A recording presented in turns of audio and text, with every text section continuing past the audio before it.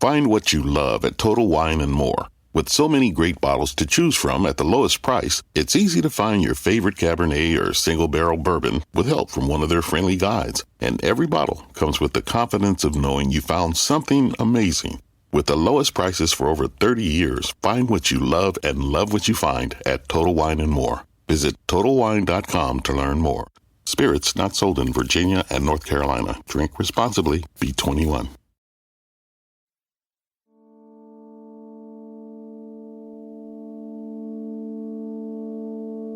So you get there. What do you remember? Green Mountain is a completely different vibe that I'm used to. Like, it didn't feel like treatment. But I remember I had my first real God moment there because the view is incredible.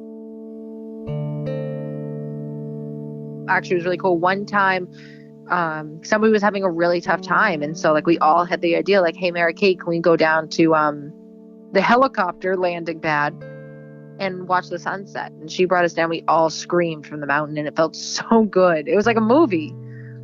We just sat there and screamed. It was really cool. That was really cool. And I remember that moment. I was like, if I didn't believe in God before watching the sunset and this view, I do now. It was like that. It hit me. You know what I mean? Because it's I didn't make that. I didn't make the sun. I don't, water the trees every day. Again, that spirituality is just finding anything that's bigger than me. And it was very easy to see something larger than me in front of me there. Did you like thinking about all this stuff again? Yeah. No, it is. It's good because I, for the last few years thinking of Green Mountain, it's very difficult to not think of Eric. Talking about that allows me to almost see it without him. It's almost like a shadow. It's his shadow isn't there while I'm thinking about it right now, which is nice.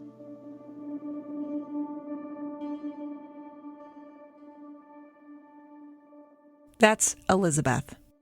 Well, that's what I'm going to call her. She was scared to reveal her identity for reasons that will become clear to you later. So she and I settled on calling her by her middle name, Elizabeth, and she allowed me to record her voice. In order to get Elizabeth on the phone, I had to call her late at night. She leads a very full life. She's a 12-step sponsor, an active member of her church. She has young kids. The first time we got on the phone, Elizabeth was really nervous. I'm sorry, but I'm, one, exhausted from having a toddler, and two, I'm going to be a little flustered. This isn't something I've ever done. Elizabeth was about to tell me a story, a painful one, about something that happened to her a few years ago. And for me, her story was just the beginning of a wild reporting journey. My name is Lauren Chulgin. I'm a public radio reporter in New Hampshire. And this journey began more than 2 years ago. I published a few stories about an addiction treatment company. It's actually the largest one in New Hampshire. They'd had a COVID outbreak at one of their residential rehab centers. And then, in December of 2020, I got an email. It essentially said, "You think that's bad?" The email was from a clinician at the company's flagship treatment facility called Green Mountain Treatment Center. And this clinician made a huge allegation. She said that the guy who founded and ran that treatment center, he was sexually abusing female clients and employees. So I started calling around. And one of the first women who agreed to talk to me was Elizabeth.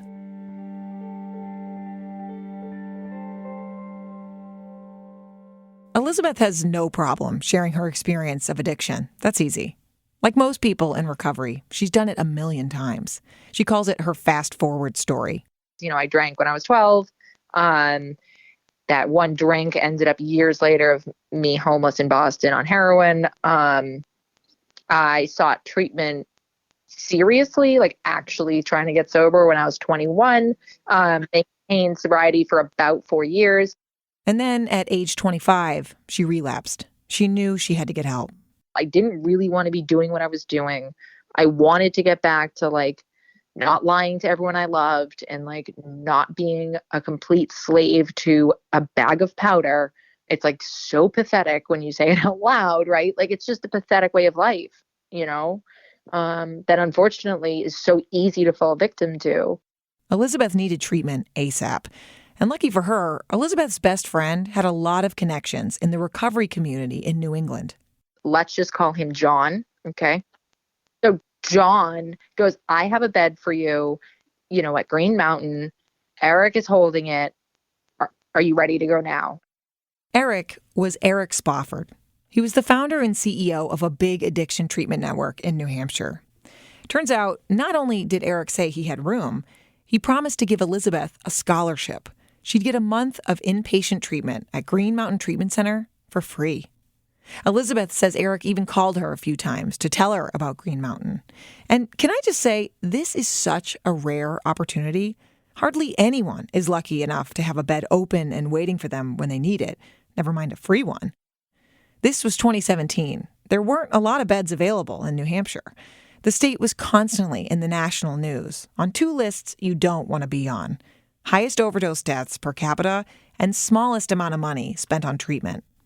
So Elizabeth had basically hit the treatment jackpot. She remembers the day the company van came to pick her up. Well, kind of. I just got in a van incredibly high, and they almost didn't drive me. And then I was in New Hampshire next thing I knew. The first few days are hazy. The van drops her off. She goes through detox for a few days. Nurses help her get through withdrawal symptoms. But as her mind starts to clear, she starts going to group therapy and other programming.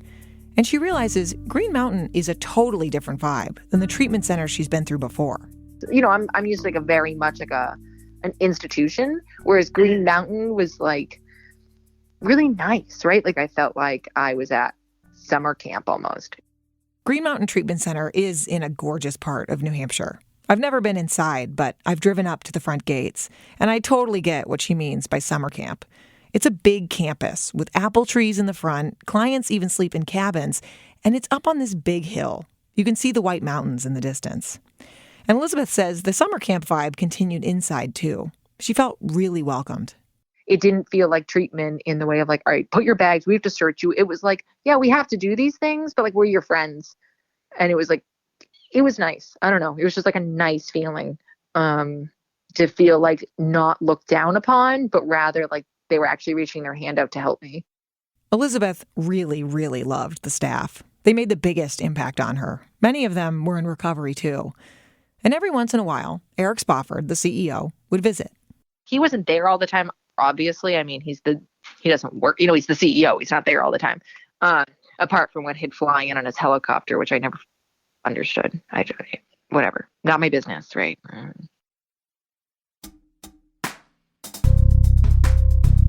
By 2017, Eric had made a name for himself. He owned a company called Granite Recovery Centers. It was a network of addiction treatment facilities and sober homes all over New Hampshire. Green Mountain was their biggest treatment center. Like his clients, Eric had struggled with addiction, and he made his personal story the backbone of the company. I can imagine him coming off that helicopter. He could be mistaken for an MMA fighter. Thick arms covered in tattoos, a buzz cut, not a suit and tie kind of guy.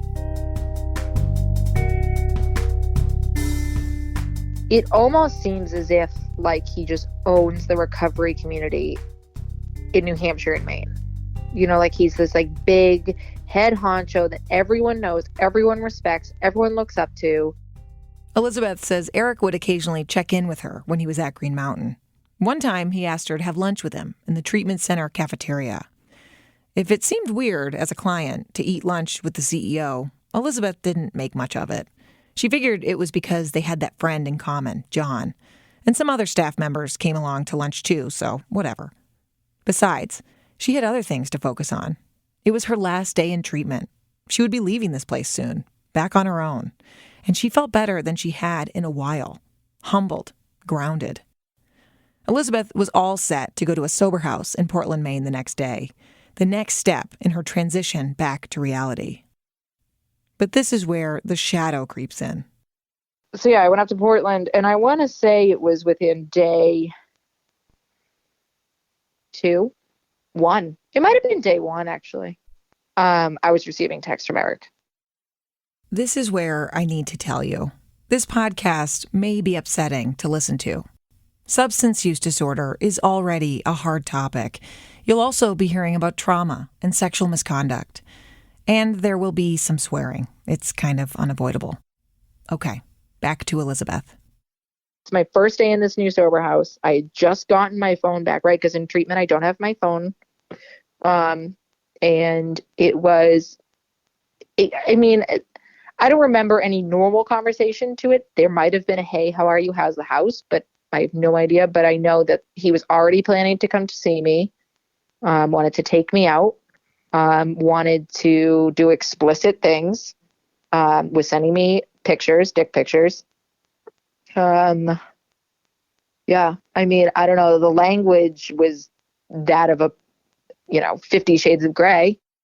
The CEO of the treatment center she just left was sending her pictures of his penis and soliciting her for sex.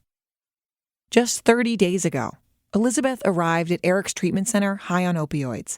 He paid for her to go there. And now, this. Elizabeth fell into a complicated mental spiral.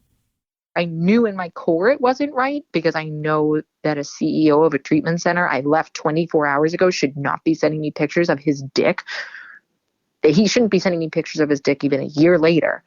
That's just integrity 101, right? But at the same time, what could she really do about it? She says she'd respond with neutral messages like, don't you have a girlfriend? Or I'm busy. She worried about how connected Eric was in the recovery community. If she told him to knock it off or something, maybe he would retaliate in some way. Like he was either going to get me kicked out of the house or he was going to set a rumor about me to ruin my time there or whatever, or just make me out to be a crazy bitch, if you will. I didn't want any of it. I wanted a roof over my head and food in my tummy. I wanted to feel safe. So I knew not to share it. I knew it was I knew it was wrong, but shooting heroin's not right either, right? So it felt good in that really, really low, vulnerable state.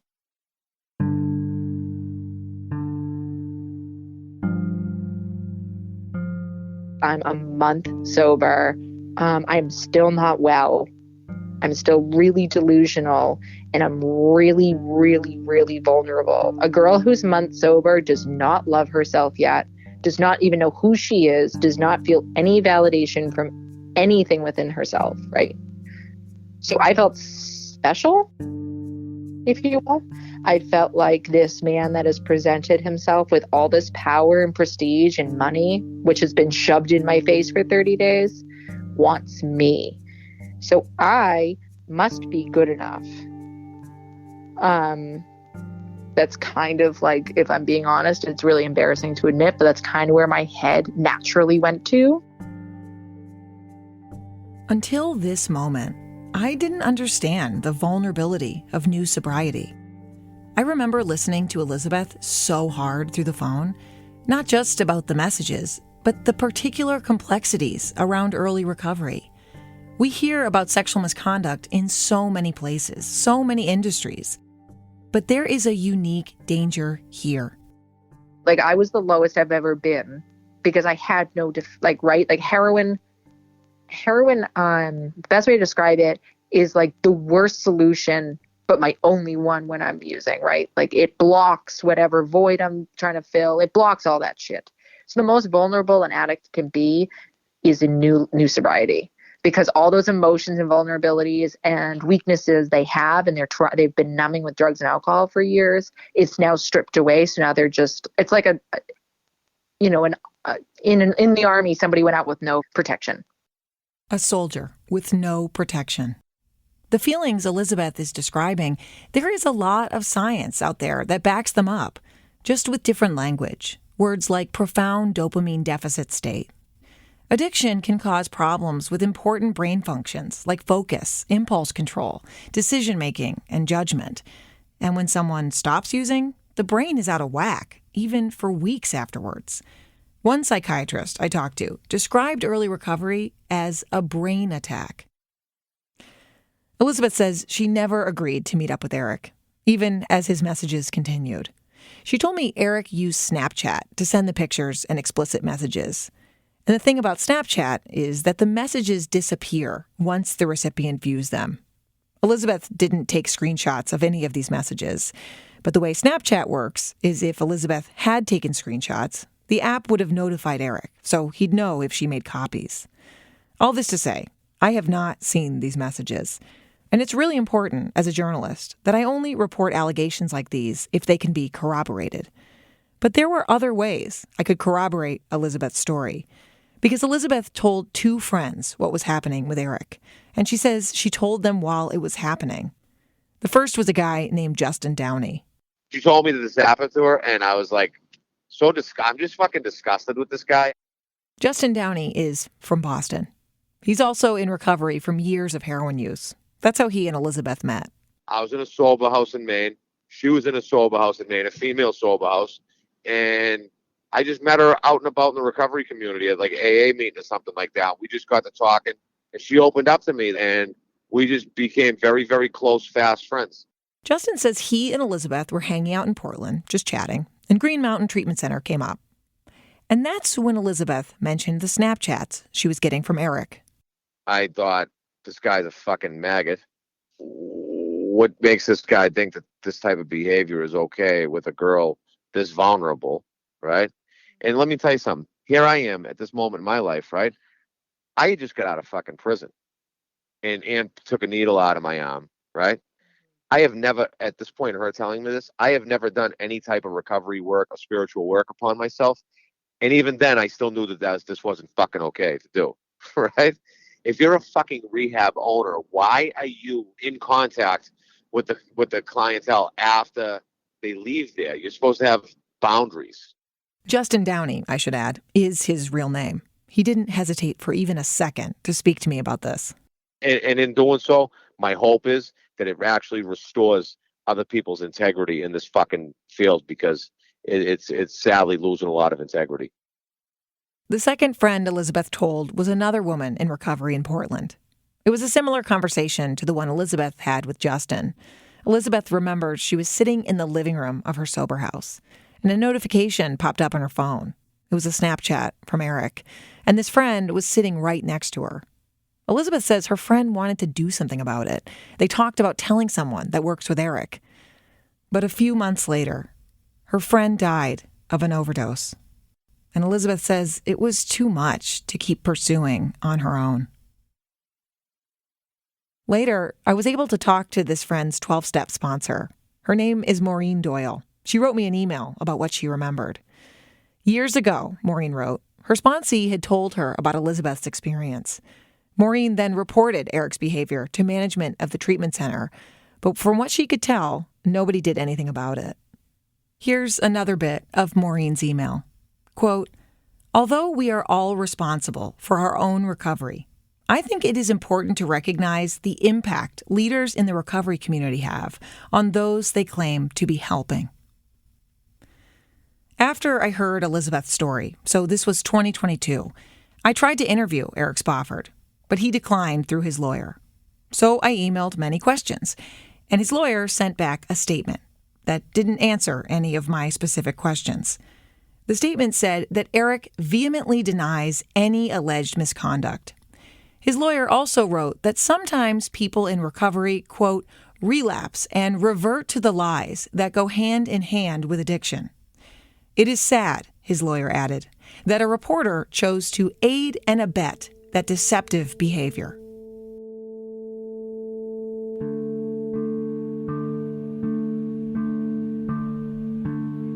For every 10 people who could benefit from addiction treatment, only one will get it. 1 out of 10 people. Elizabeth was that one. It's not news to anyone in the recovery industry that there is not enough treatment to go around. And yet it was the CEO of a treatment center, the person who gave Elizabeth this rare and free opportunity, who allegedly harassed her. It definitely, like 100% set me back in my recovery. It's almost like it brought me right back to the real world. A few weeks after Eric started messaging her, Elizabeth says she relapsed. Relapses are common for people with substance use disorder. It's part of the disease. But Elizabeth says, who would know better about the unique fragility of early recovery than Eric? Eric is in recovery from opioid addiction. Eric started a treatment company. I mean, not only is he an addict, he works with addicts, right? Like, that's his job. Like, he sees it on a daily basis. I don't doubt in my mind for a second he didn't know what kind of emotional and vulnerable state I was in. Elizabeth says Eric's messages continued every so often for about 2 years. Then finally, in 2019, they stopped.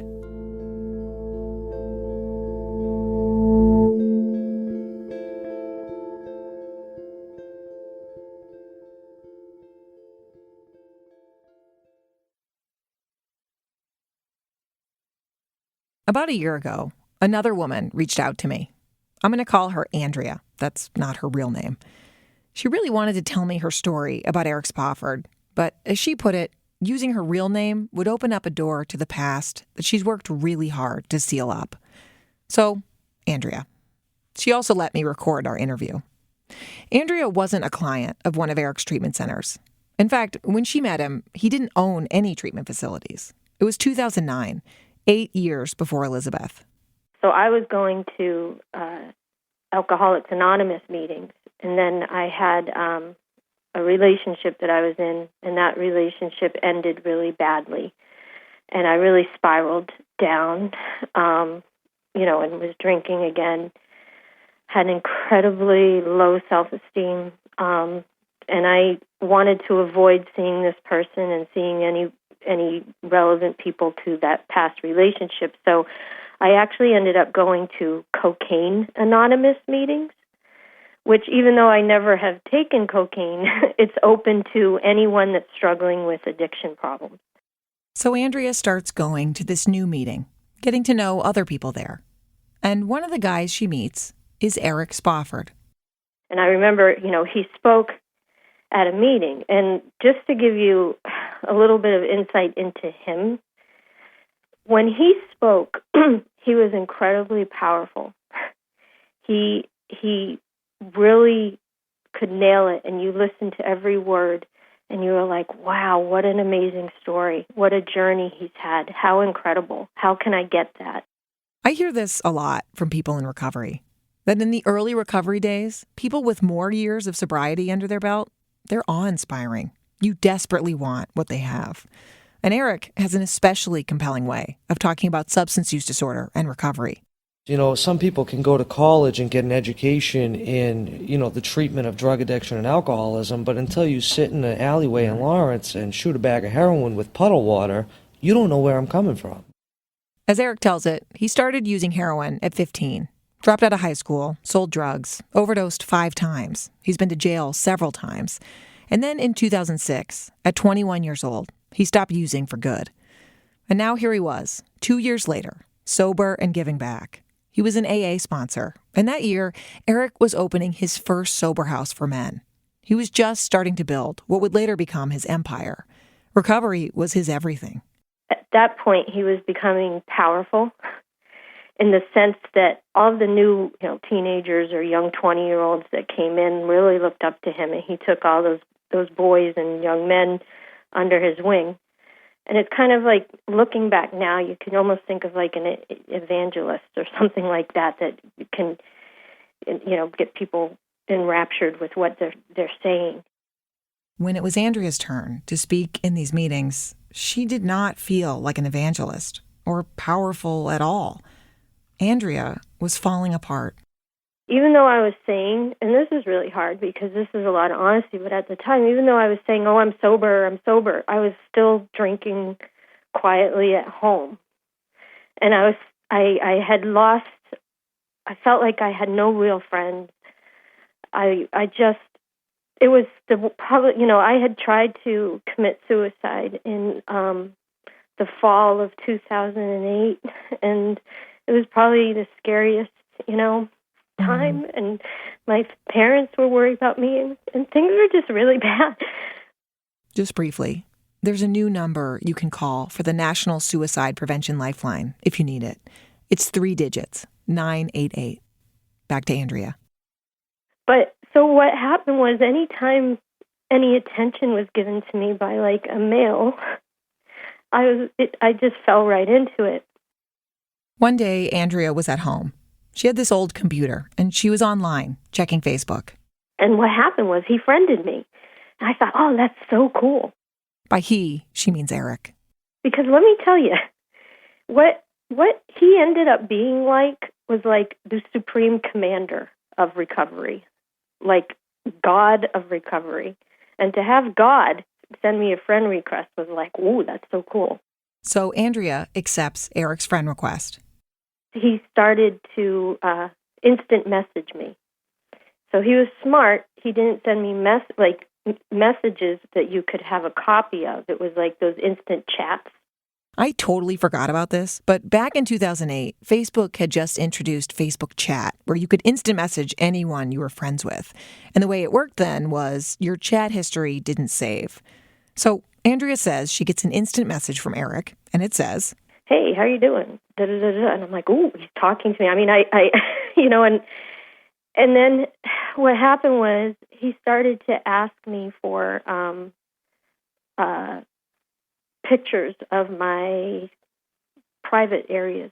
He says, "Hey, you know, can you want to send me some picture of your blah blah?" You know, and at first I remember being shocked. I was like, "But you know what?" And like the thing is, I'll say this is like right now in 2022, I am a completely different person. Like my whole life is completely turned around, and I'm in a wonderful, loving, respectful relationship. And I have respect for myself. And if anybody ever even tried to do anything like that to me again, it would be a whole different story. But at that moment, I obliged him. and I think I was probably drinking at the time. And, you know, the thing was, all he said was like, "Oh, that's nice," or something like that. And then that was it. But here's the thing. It was like the very next day, I go to this meeting and he's there and he didn't even look at me. He didn't even acknowledge my presence. And I was shocked. And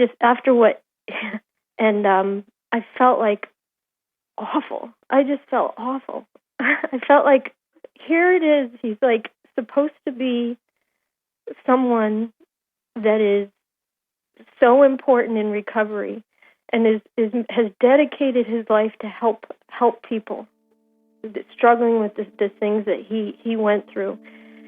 And, you know, it was at that point in time, I'm like, who do I trust?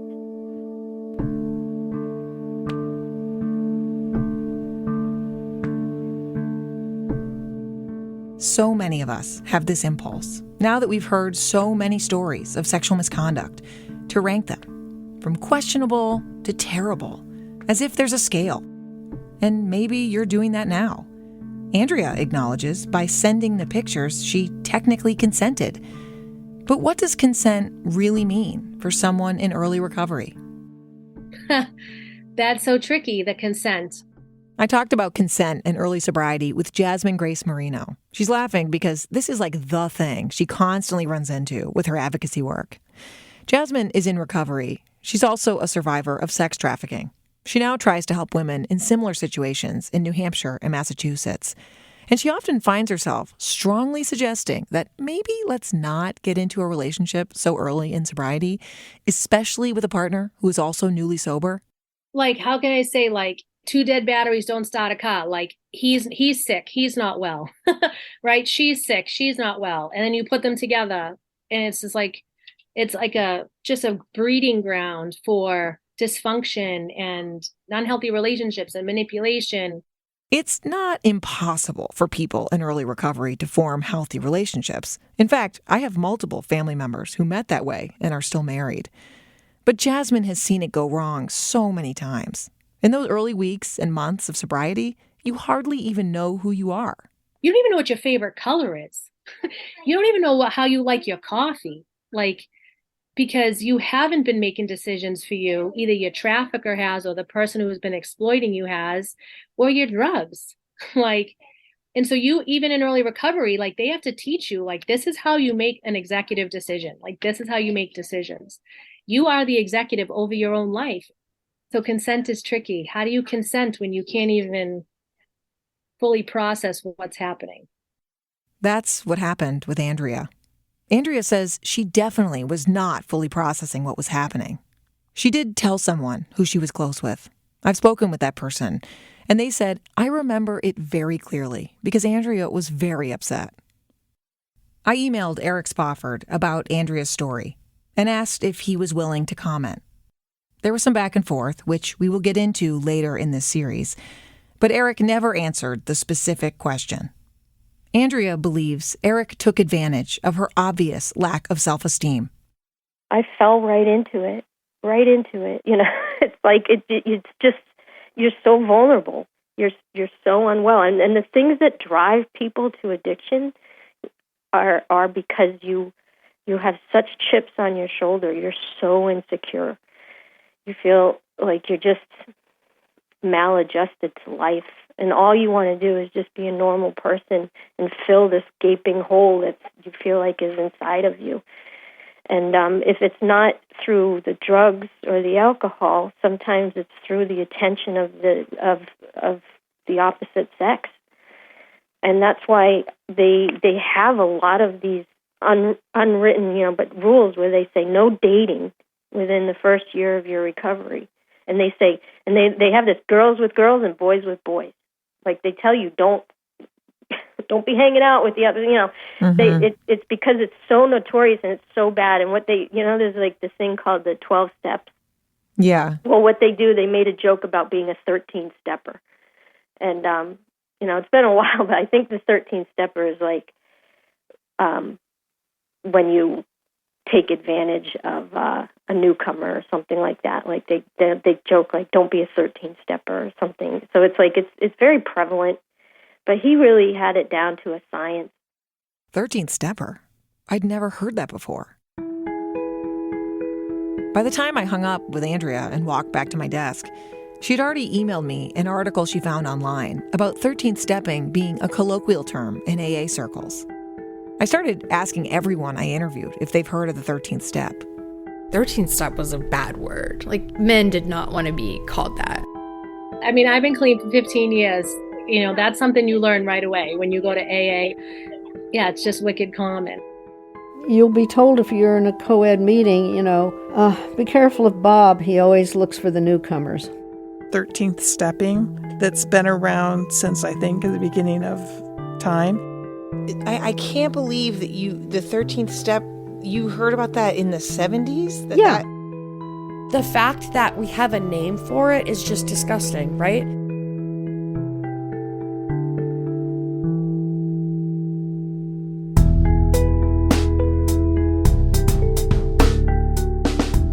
Once I heard about the 13th step, all the tips and allegations I'd been gathering, it's like they fit into a bigger picture. This podcast will tell you a story about the addiction treatment industry, but it's just as much a story about the unfinished business of the Me Too movement. I certainly didn't know that he was going to turn out to be like Harvey Weinstein. Did you want that to happen? No. But I also didn't know how to tell him no. There's so much more to tell you about Eric Spofford, because the experience I had reporting on him, it says a lot about the state of the treatment industry. There's not a lot of fences around them. I mean, that's the bottom line. There just aren't a lot of fences around them. There's only so many times you can get beaten over the head and you just stop complaining. So somebody needs to be their advocate. I got sued for this reporting. We'll get to that. We'll also get to the other terrifying things that have happened since this project began. Where does it say that? Can you say that to me one more time? It says just the beginning under the window? That is so fucked up. That's all coming up on the 13th step.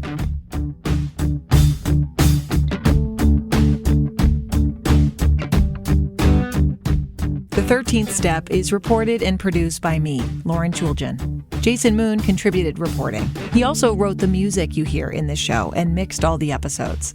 Allison McAdam is our editor. We also had lots of editing help from senior editor Katie Culinary and our news director, Dan Barrick. Danya Suleiman is our fact checker. Sarah Plord created our artwork and our website, 13steppodcast.org. That's the number 13. Our lawyer is Sigmund Schutz. NHPR's director of podcasts is Rebecca Lavoie. And special thanks for this episode go to Casey McDermott, Taylor Quimby, Ariana Like, Max Green, Ilya Meritz, Anna Lemke, and Johanna Miyake. And also to Monica Richardson, who made a whole documentary on the topic of the 13th step. The 13th Step is a production of the Document Team at New Hampshire Public Radio.